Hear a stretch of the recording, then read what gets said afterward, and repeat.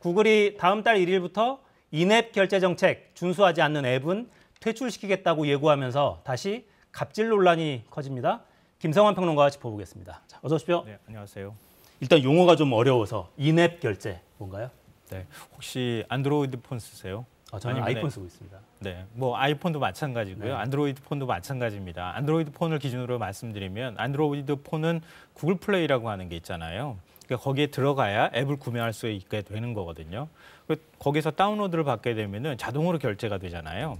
그 자동으로 결제가 되는 걸 인앱 시스템이라고 생각하시면 될 것 같아요.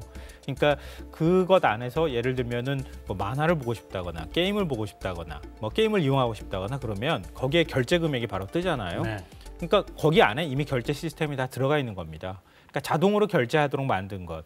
그게 그 앱 안에서 결제가 된다고 해서 인앱 결제 시스템이라고 부르는 겁니다. 그러니까 스마트폰에서 어플리케이션을 이용하다가 네. 뭔가 결제할 필요가 생겼을 때 클릭하면 밖으로 나가서 하는 게 아니라 앱 안에서 하게 된다.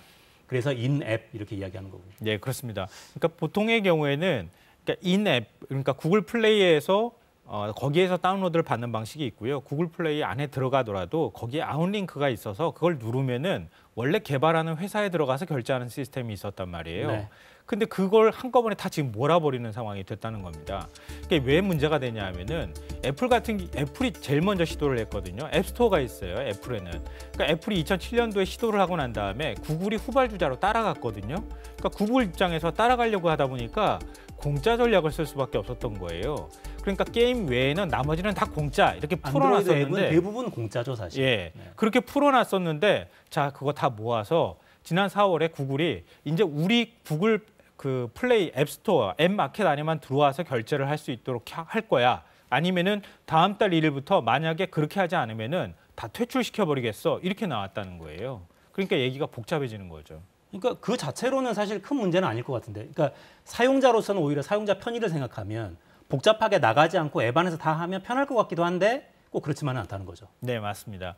그러니까 현재 결제 시스템이 구글에 들어가면 어떻게 돼 있냐면요. 구글 앱 내에서 결제하는 그런 결제가 하나가 있고요. 또 다른 결제 방식이 신용카드로도 결제할 수 있고 휴대폰으로도 결제할 수 있고 문화상품권으로도 결제할 수 있도록 돼 있어요. 그러니까 완전히 인앱 결제를 강제하게만 하는 건 또 아니군요. 그것도 사실은 인앱 결제라고 봐야 되는 거예요. 왜냐하면은 우리가 가둬둔 그 우리 안에 들어와서 거기서 결제하고 싶으면 결제해라. 바깥에 나가서 결제하지는 말아라. 이렇게 얘기를 하고 있는 거예요. 수단이 뭐든 구글 플레이 안에서 하라. 그렇죠. 네. 근데 그렇게 되면 근데 이게 아무 더 추가 비용이 없다면 오히려 더 편리할 것 같기도 한데 문제는 물론 비용이겠죠. 여기에 이제 숨어 있는 뭔가가 있는 건데요. 왜냐하면 구글이 그러니까 선택권을 주는 것처럼 보이잖아요. 아니, 휴대폰으로도 결제할 수 있고 뭐 신용카드로도 결제할 수 있다. 우리 그냥 앱 안에 들어와서 결제만 하는 것이다. 이렇게 보일 수 있지만 그건 겉으로 보이는 것뿐이에요.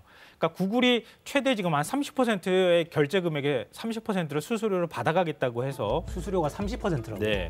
그러니까 결제 금액의 30%를 받아가겠다고 해서 지금 반발이 일고 있는 건데요.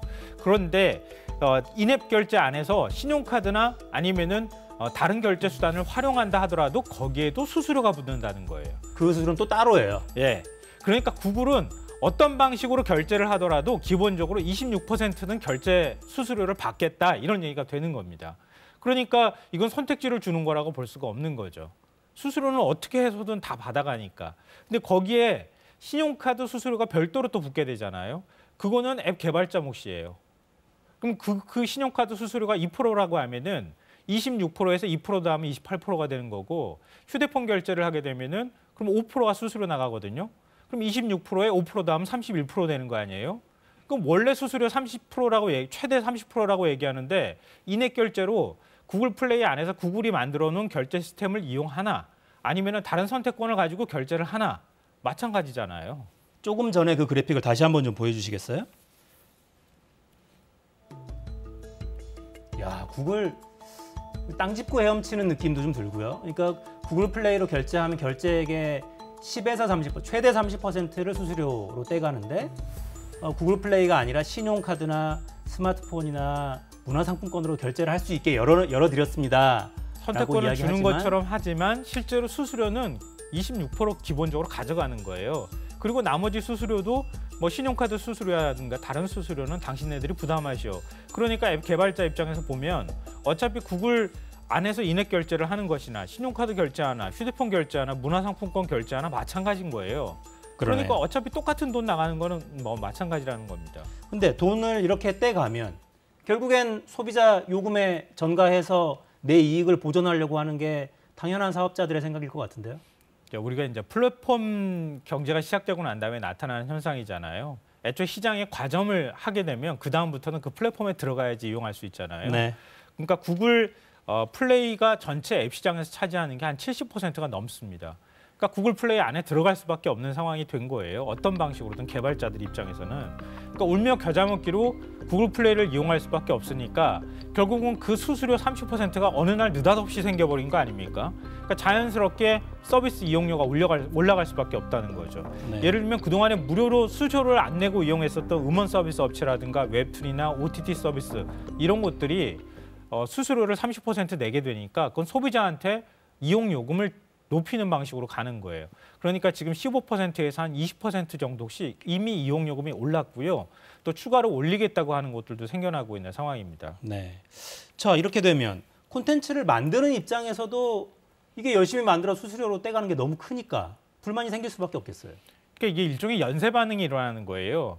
그러니까 구글에다가 30% 가까운 수수료를 주면 그러면 우리가 알고 있는 음원 서비스 업체를 생각해 보시면 그 유통업체거든요.